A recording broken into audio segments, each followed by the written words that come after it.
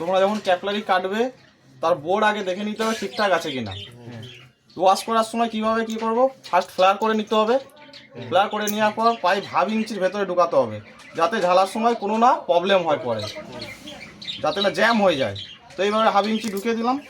তো এই চেপে দিতে হবে কিছুটা, হয়ে গেল চাপা। এবার ঝালতে হবে যখন খুব সাবধানে, যাতে কোনো না কিছু ঢুকে গিয়ে জ্যাম হয়ে যায় ঝালাইয়ের। ঠিক আছে?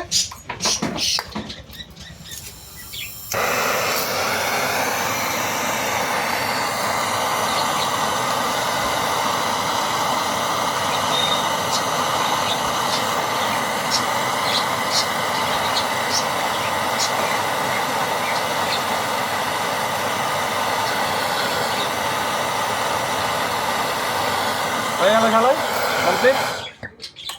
এবার আমরা ওয়াশের দিকে যাব।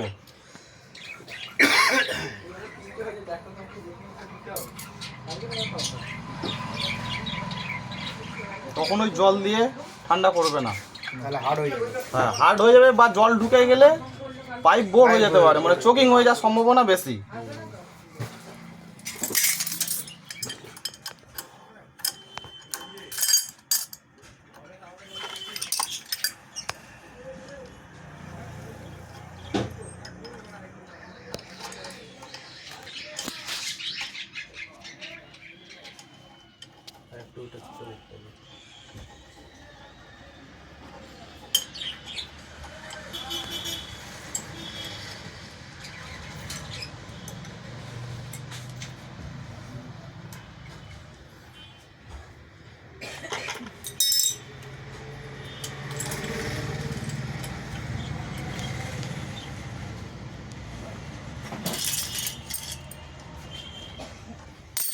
ওকে,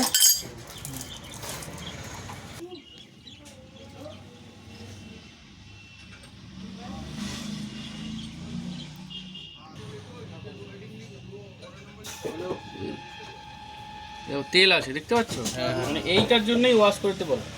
কারণ পুরনো অবস্থায় যদি তেল থাকে না ও বেরোবে না। দেখুন প্রেশার যেমন কম এখন, এই তেলটা যতক্ষণ না বেরোবে ততক্ষণ এই অবস্থায় থাকবে। তেলটা বের করার জন্যই ওয়াশটা করা। একটু বাড়াও।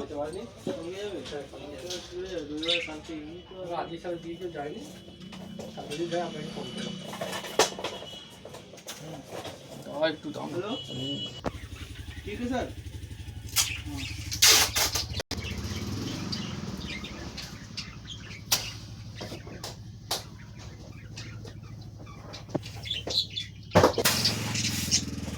এতবার চিপেছি এই পেশা না না তোলা হচ্ছে না। ভর্তিটা তো যখন দিবে তখন তুলতে হবে। ওটা ভিডিও ওই ভিডিওটা না দিলেও বেরোচ্ছে না, বলছে